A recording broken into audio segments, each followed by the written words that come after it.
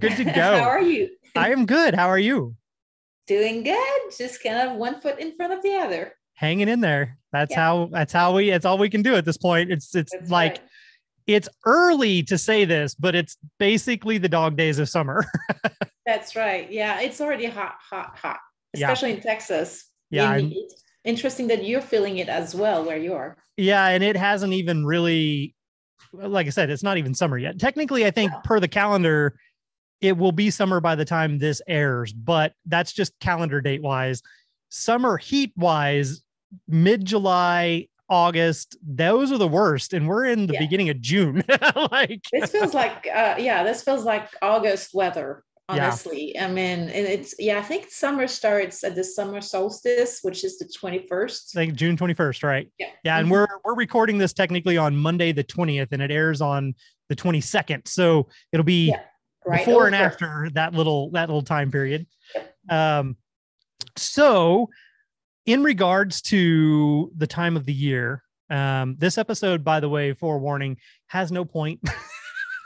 No there's central theme. That's right. There's no common thread Come on. other than bees. But I'm going to kind of jump back and forth here. So updates first off on the hives. When I went out and checked the top bar last time, I did find two of the big black carpenter ants on the top of the corrugated metal, Mhm. but I can't guarantee you they didn't just fall out of the tree because I didn't Mhm. see them. They weren't in the hive. I didn't see them crawling up and down the legs of the hive stand. And I did see one, only one, stuck to the little sticky strips that I wrapped around there from the Okay. fly tape. Mhm. So I flicked those off and went in and did a check. They are now up to 5 bars and they're growing at a decent pace. So I think everything in there is going to be good. And the queen had moved out of the Langstroth frames and the nuke box and is now on the comb inside the top bar. She's on the Oh, brand new good. white comb. Oh, good. I got in today, literally today, the Tanglefoot spray, and I'm going to Mm. go ahead and spray the legs with that just as added because I don't want anything else getting up there and causing any I didn't know. issues. Yeah, I didn't know they did a spray. I only knew about Yeah, they like got they like the got tub a with a tub, paintbrush kind of thing.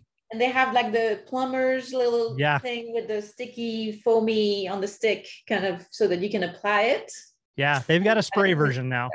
Mm-hmm. So I'm going to try that because I figured that was less messy Yeah, than probably. dipping it in the thing and it oozing out and sticking The tub, everywhere. I haven't tried the one, the plumber style one. I have it, but I only tried the tub one, and I was like, I'm done with this. Right. That's why I looked at my options and I was like, spray can it is. um, so I've got that. And then on the Langstroth, they did phenomenal. So I put them down there. They were a 5-frame nuke in an 8-frame box. So they Mhm. had 3 frames of not theirs. One of them I gave them open, dry comb so that they could go through and immediately expand the Work, brood nest into that. work again. Yeah. The other 2 were just blank foundation. Mhm. And then I gave them another box, a medium with full 8 frames on it that were old foundationless frames that I had cut out to do like cut comb. So they Mhm. have about an inch of comb guide across the top of the frame, but then nothing through the rest of it. So I put that up there, put a feeder on there, and gave them their sugar syrup when I first got them. Went back out there and checked them. It was about 10 days later. They'd drawn everything out. Oh, you got a good. You probably don't need feeding then. No, in fact, Hmm. like I They fed probably just didn't take it. well, they did. They took it all and made wax out of it, which was great. And then they also filled all of that wax up with liquid. So, Wow. yeah. So I'm like, oh, crap. Well, if there is still a nectar flow going on, which remember when I did the first initial check, they already had brought in some liquid and I didn't know where it had come from because I hadn't given them the sugar just at that point. So I wanted to, well, okay. So this was the one that I dropped. Remember that whole Oh, story? yes. Yes. So when I put them in the box, I left them in the box for 4 days and then went back down and checked on them because I needed to know, was the queen there? Did she get squished? Were they making any emergency cells, anything like that? And she was still present and everything was good. Oh, good. That's when I went ahead and added the extra box and gave the food because then I knew which direction we were going. So But they have moved up into the top box. They drew all of the comb out on the top box. They drew out their extra 2 deep frames that were in the bottom box, and they had liquid everywhere. She still has a little bit of a brood nest that was open that she was working through at the moment. Part of it was on one of the newer frames that they had just drawn out in the deep box as well. So, but my thought though was like, oh, well, if there is still a nectar flow, because at that point we were still getting rain. Now we're not. Like, it just quit. It just was gone. We went from raining multiple times a week to not a drop. And so my thought was I might, and I don't know if it's going to be necessary, but I might get a queen excluder, put it above that medium that I put on there, and give them one of my boxes that has the permacomb. It's plastic cells, the plastic cells that are already drawn out, so that they have a place to store liquid outside of the rest of the colony and not feed them anymore. But with us now moving into what supposedly around here is eventually going to be a dearth, just like down there for you guys, I didn't really know if it was even going to be needed, because I was just thinking if they brought anything else in, I don't want them to pack it down there. I want them to have extra options. But the queen excluder is required because with those permanent drawn plastic cells, you don't want the queen ever laying in there because you will never get it cleaned out. So that's the thought, but I may not honestly do anything. The queen excluders don't come in until tomorrow, so we shall see. But ultimately, they're both doing great. They're both expanding, drawing out lots of wax. So very you're happy. No longer feeding them for a while, right? Nope, I stopped. Definitely on the Langstroth. I was like, okay, but I had a top feeder for them, so they got more initially than the top bar did anyway. The top bar just got one of the mason jars. Yeah. So they got one of those, and then they got a second one. They got one the day that I installed them, and then they got another one that when I went back out and checked and saw they had moved on to the top bar part. Yeah. So that's they've had two. Yeah, we give no more than a quart, maybe 2 a week, because we don't want the nectar to go back in the brood's nest and backfilling. Yeah. We've seen a lot of our customers actually kill their colonies by feeding too much and too often. They backfill all the cells. Queen can't lay, they can't expand, colony shrinks, and I mean, in our practice, we only recommend it as an emergency kind of a thing, unless you're doing something specific like what you're doing. But we tell them it's better to not feed, only if they're looking like they're starving and you're trying to help them along through the dearth, or you're doing something specific, which in the grand scheme of things, something specific should be done in a nectar flow anyway, whether it's splitting or queen rearing or things like that. And so in theory, any feeding should be very minimal, is what we tell our customers. Yeah, it should not be a long-term ongoing thing for sure. So those are my updates. I have a listener question / story that came in, and this is based off of our episode about the ticking time bomb with the ticks. So we're gonna delve back into a ticky situation here, or as the listener put it, a sticky, but tick was emphasized in parentheses. S parenthesis TICK parenthesis Y. Sticky. Hence, we're getting into a ticky situation. So this is from Phil, and Phil is one of our patrons here on Patreon. Hey, Phil. And he said that perhaps this could be one of our listener questions for us. And he said that I'll go through and read this whole part here for you. This will definitely give you the creepy crawlies, though, I promise, which is not a good thing. So, after having completed my first year of beekeeping and overwintering my girls, I had heard much feedback from my extended family and friends for their desire for honey from me. It would help if I read properly. I realized the demand will outpace my one hive, and so I enlisted my sister-in-law to help me, and we obtained 2 more colonies to meet the eventual demand. I think this sort of logic is also how addicts justify their habits, truth be told. And yes, it is. We're familiar with the problem. Yep. It's a sticky. I was going to say it's a slippery slope. It definitely is. And we're up to 300 we're managing right now. So, yeah. Oh, good Lord. Wow. I'm happy with my 2. Shave some zeros off there. So he goes on to say that he didn't really have reasonable space in his yard. So he does have in-laws, though, that have a farm with lots of space. And they decided to set up their new boxes out there at the farm. That way they're out of the way, but they've got the area and the forage and stuff that they need. On the day that we showed up with my nukes to be installed, and as we unloaded the gear, I had set my bee suit down and continued to unload. When we got the smoker lit and ready to start our procedure to install the girls, we noted that there were black things crawling all over my suit. Oh my goodness. We then realized in horror that my suit and the boxes that we had set up out there to put the bees in were both infested with ticks. Phew.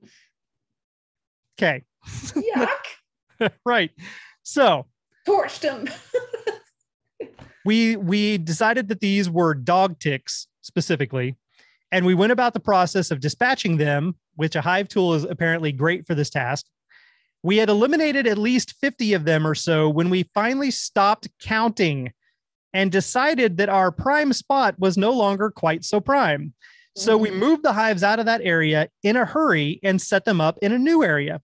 We got them installed and they're doing well. However, we still have ticks out there, and apparently they like to hang out underneath the lip of the hive lids.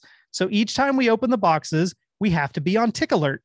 I've made sure to cut the grass around the colonies and install them on top of rubber mats to begin with, but the ticks still seem to come and hang out there.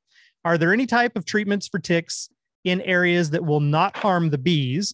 I would like to apply those if possible before my father-in-law gets fed up and decides that the parasites needs treated his own way, which will possibly be much harsher than what I was intending on for my girls and possibly more than they could withstand. As a final note, finding ticks through a triple weave layer of a bee suit is pretty challenging and does require a good pair of bifocals. Thanks for reading, and thanks for any advice you might have, Phil.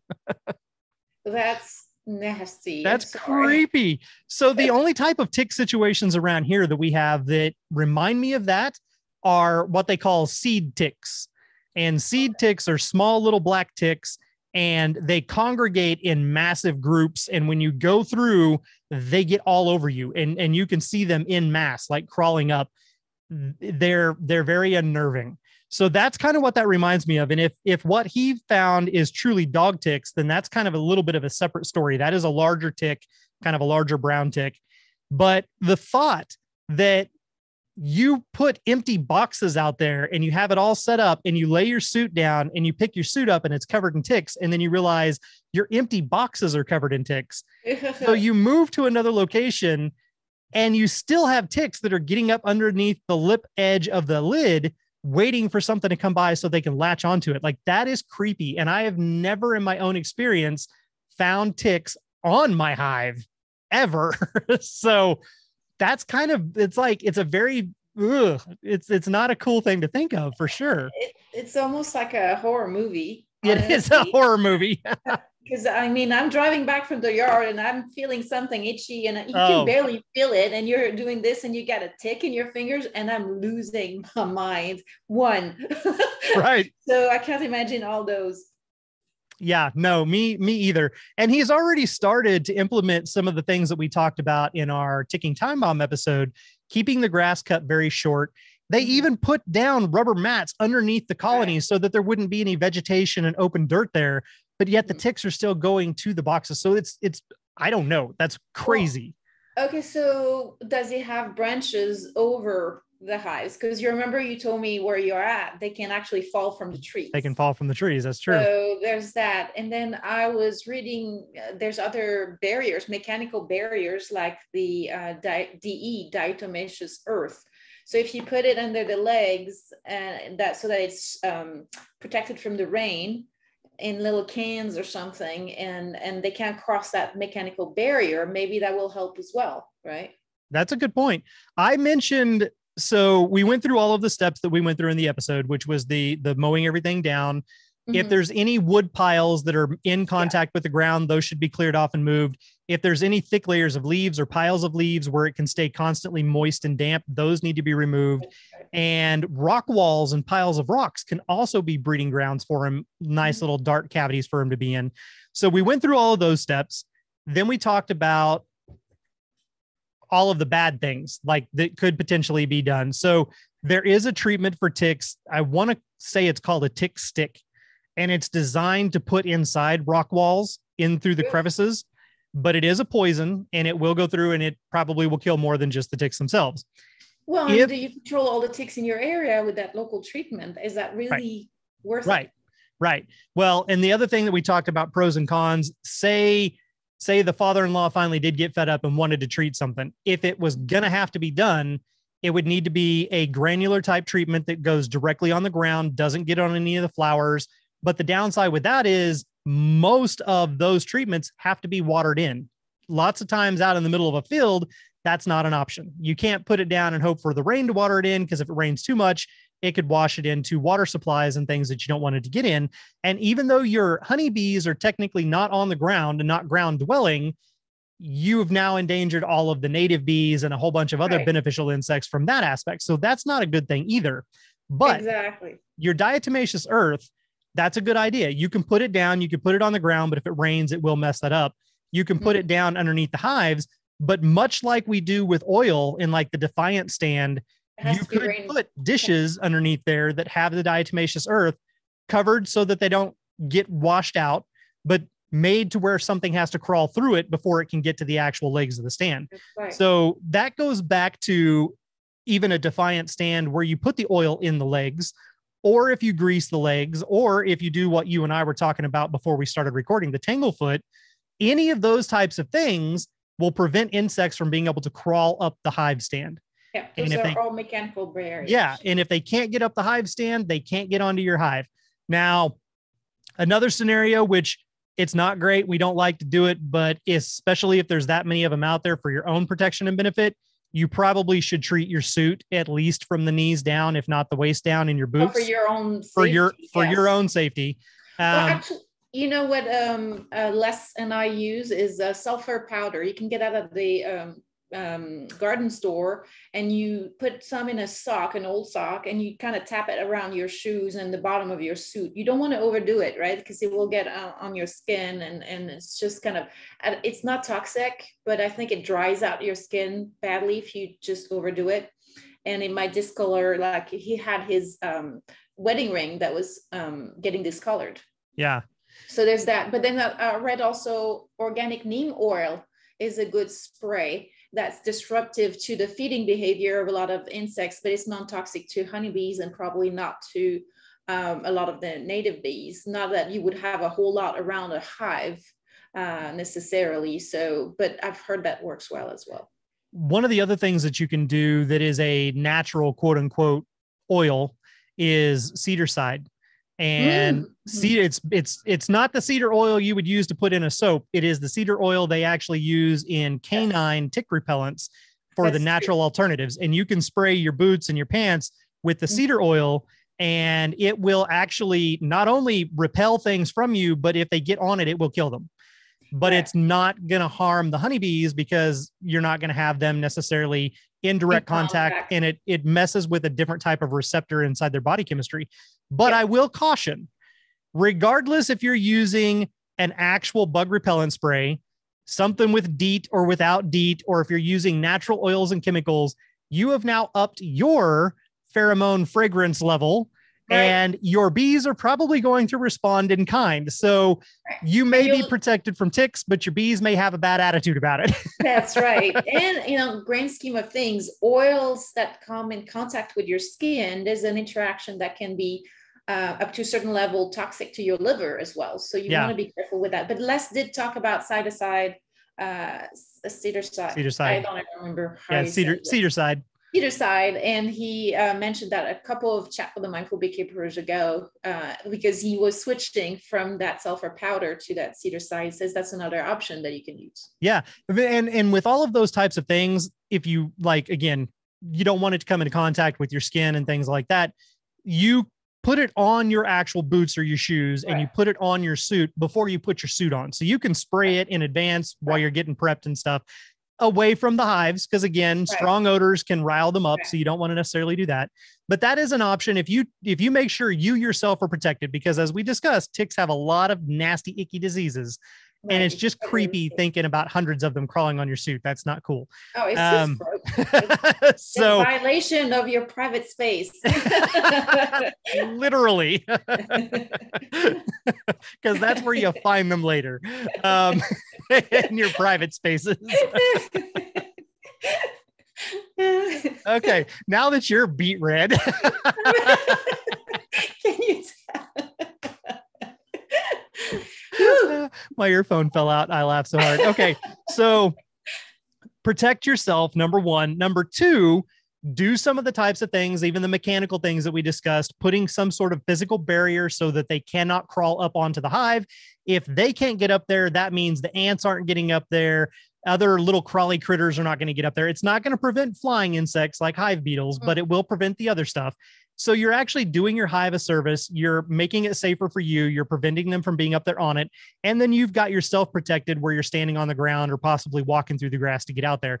Those are really the only solutions outside of those bad things we don't want to talk about, using the actual pesticides and chemicals to kill them and get rid of them. So, which would also negatively impact your bees. So I think that Phil did the right thing. He took them from that spot that apparently was not good to another one that was less infested, and he's using those mats, and he's just kind of he did the first steps exactly the way he should do them. So that's really good. Yeah, and we definitely don't envy your situation, unfortunately, Phil. Ooh, again, it's just kind of like, right.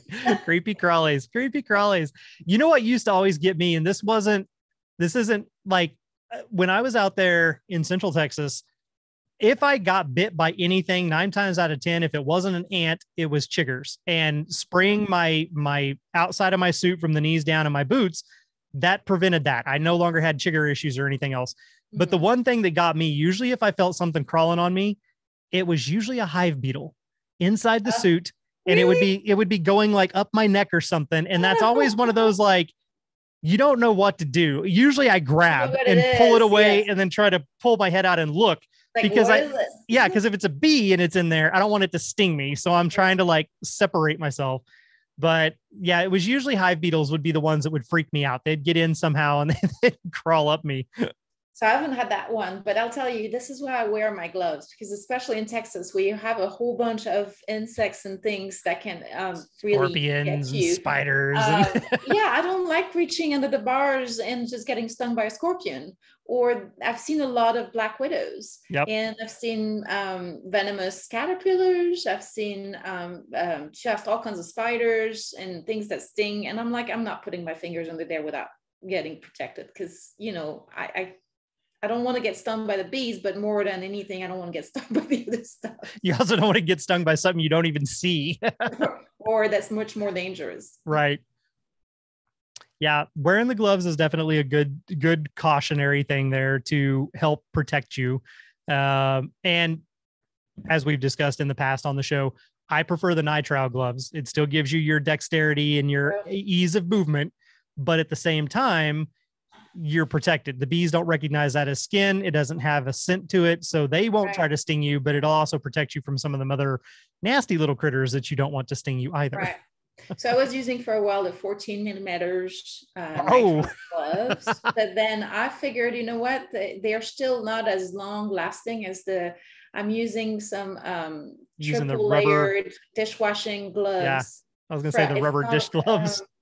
Fresh Comfort from some famous dishwashing glove brand. And I love these because just like the nitrile, you can wash them, you can reuse them. They last a long time. They really protect you when you get stung. You can pull out the stinger, or they even save the bee that hasn't pulled out her stinger out of her abdomen.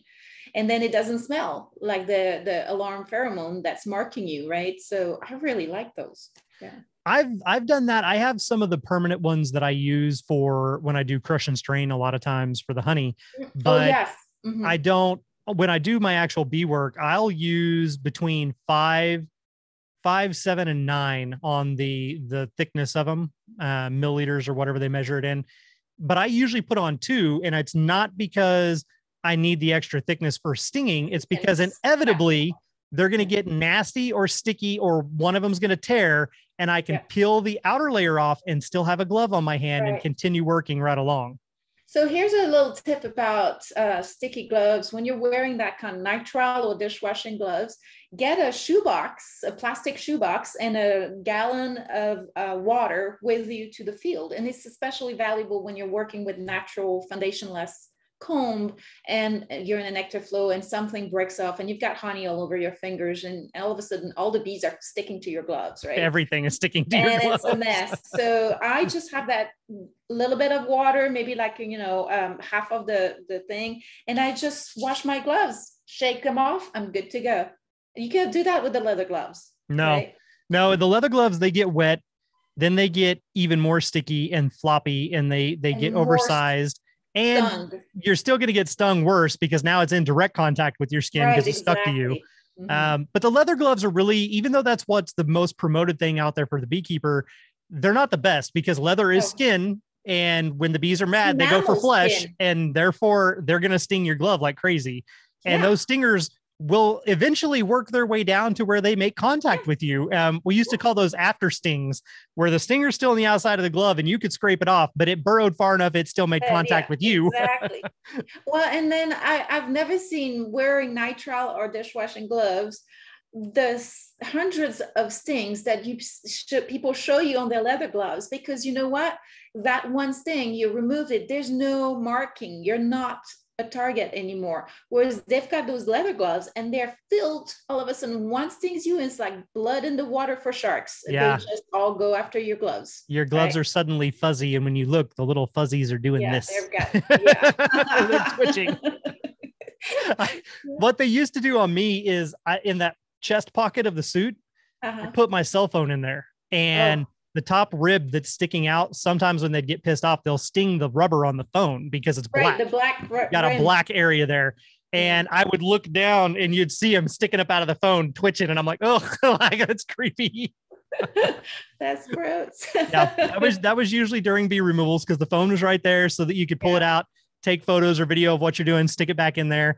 And of course, then your phone gets all sticky and nasty too, because you've touched your sticky, nasty gloves. Yeah. And I've got propolis and wax and honey on my phone. And sometimes I have to clean it because it just won't even charge anymore, right? It's just been in my pocket with wax and all kinds of gunk. But I would say if you're going to get the nitrile gloves, don't get I would recommend not the black ones, just because we know that they target that a little bit better. But I've seen people wear gardening gloves when they don't really know any better. And even worse, they have like a black fabric in the back of it. Mm-hmm. And let me tell you, these gloves come off really fast because it doesn't take very long for them to realize it doesn't protect them. That's a bad idea. Yeah. I had a guy try to do a removal using welding gloves, which are kind of like a wool. And they were all over that. Yeah. And wool is one of their favorite targets. Yeah, they did the hair, skin, you name it. So that wasn't a good idea either. But on the darker gloves, there is one caveat to that. There is a couple of brands out there where the inside of the glove is not the same color as the outside of the glove. So it may be a black outer glove, but the interior may be white or maybe red or orange. Oh, cool. And you simply just flip the glove inside out. Well, and then red, the black, it won't help, but well, that was I misspoke on that. It was orange. It was like caution cone orange was the other color.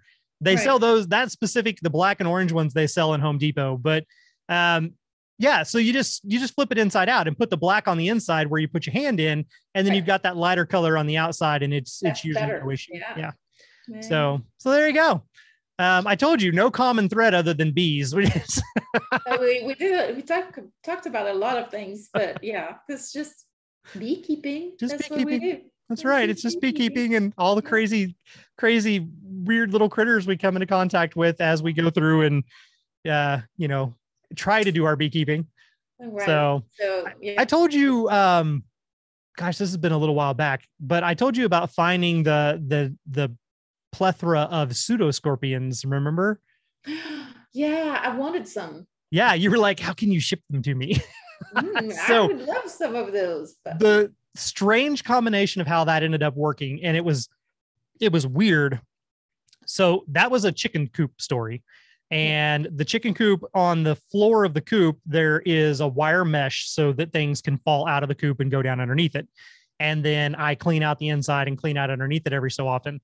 Well, when I was doing one of the building projects for the expansion of the coop, I moved some dirt and I found wild, quote unquote, because they weren't bought at the store, mealworms.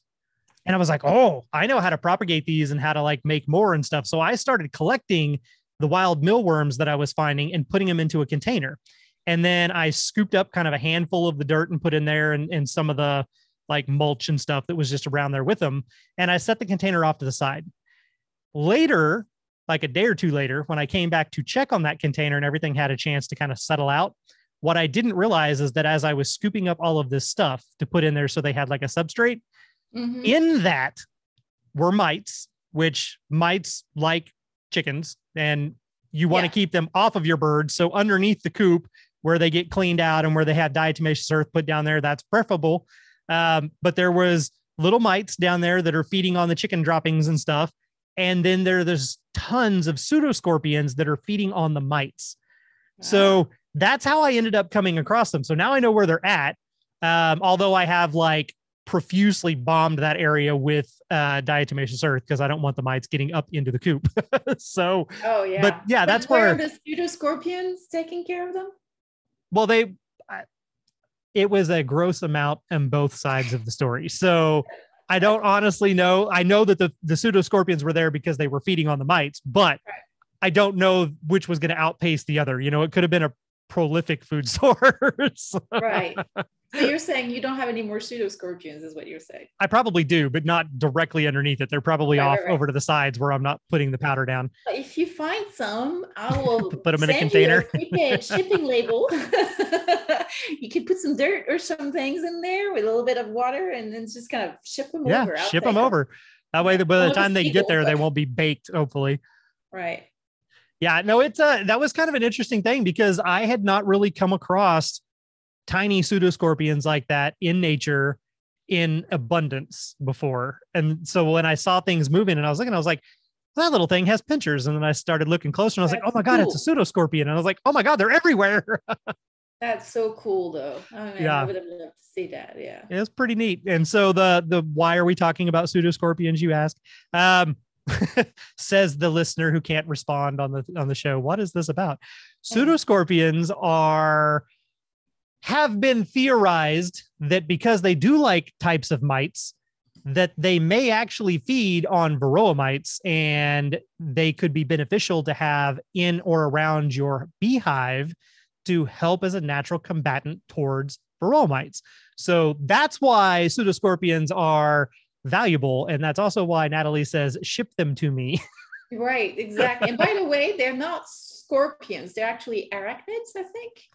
Well, a scorpion is still an arachnid, even though it technically has 10 legs and 2 pinchers. Scorpions, they're false. They're a pseudo. Yeah, they're called a pseudoscorpion because they don't actually have the stinging tail and they cannot harm you as a human. But they have the segmented looking little body and they've got the little pincers out front. So they look like a miniature scorpion without a tail, like a tailless scorpion kind of thing. There you go. Yeah. So they're kind of a cool little critter for sure. And if they do truly help combat varroa mite, then more power to them. I will take some of that dirt and I'll spread it out around the bottom of the beehive. That's exactly right.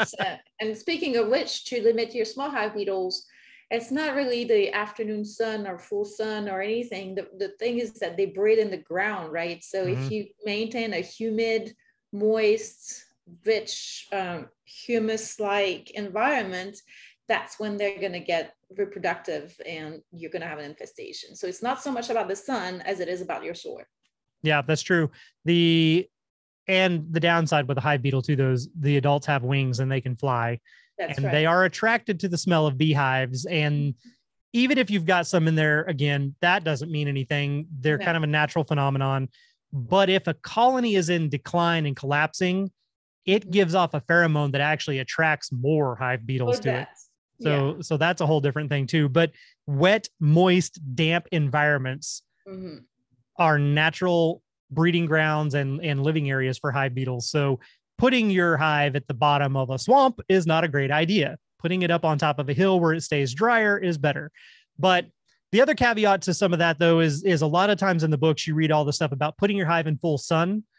Yeah. You don't want to put a top bar in full sun because it's going to make it really hot. Yeah. No. I find that all my hives that are in shade actually do better. Yeah. As long as the soil is dry and not a breeding ground for small hive beetles, they do better in the shade, especially in Texas where it gets so hot. Yeah. They don't really do as well when it's full sun. It's very taxing energy-wise for them to maintain that temperature when it's super hot outside. My favorite question anytime somebody asks me or brings that up, my favorite counterpoint is, okay, so let's take away the man-made manipulative beekeeping aspect of it. Mm-hmm. Where would you normally find these bees the majority of the time in nature? In the hollow of a tree. Mm-hmm. And the tree has a massive canopy, which shades it all the way around. So no matter what, they're in the shade. Mm-hmm. You know, that's where they're naturally at, is in the shade. Now, when you start putting in man-made structures and all this other stuff, you get a little bit of variance in there, but in nature, left to their own devices, in a hollow tree cavity or in a cave, that's where they're at. And both of those are going to be shaded, dark places. Right. Yeah, yay, exactly. Bees. Yeah, you have to follow the bees. That's right. When all else fails, stop and ask yourself, what would the bees do if I were not here to intervene? And kind of follow that track to help them do that more successfully. That's right.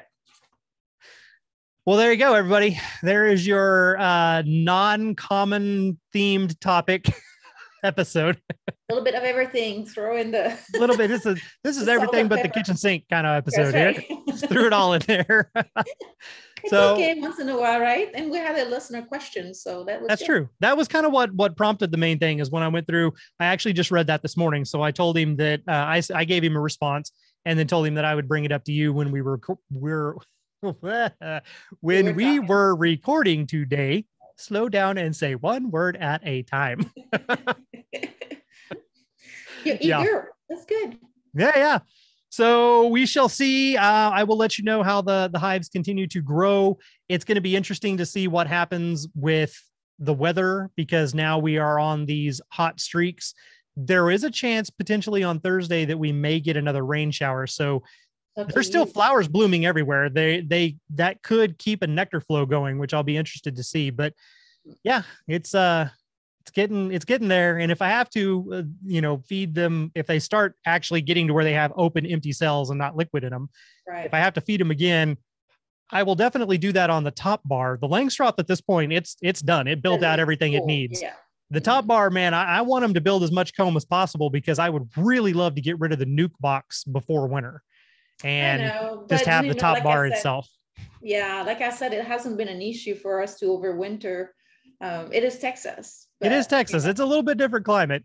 Yeah. It did get colder up here, and we had 5 snowstorms, which each of them were a minimum of 6 to 7 inches of snow. Right. Yeah. Whereas Texas doesn't hardly ever get snow. Oh yeah, we don't. And when we do it really well. Right. The epic winter from February a couple years ago. Yeah. Snowmageddon, Iceageddon. Mm-hmm. Oh, the joys. Yay, nature. She's trying to wipe us all out. Yeah, we're doing a pretty good job ourselves. She's just pushing it along. She's like, you guys are asking for it. There you go. That's right. She plays the long game too. So, Yeah, she'll be there long after we're gone. So it's true. All right, everybody. Well, thank you for tuning in for another Beekeeper Chat episode with Nathalie and myself. We definitely appreciate it. Look forward to talking to you again next week. But until then, as always, be good. And be mindful. Bye-bye. Bye. This Hive Jive production was made possible by amazing patrons like you, and we appreciate your support. To all our Hive Jive junkies out there, you truly are the bee's knees.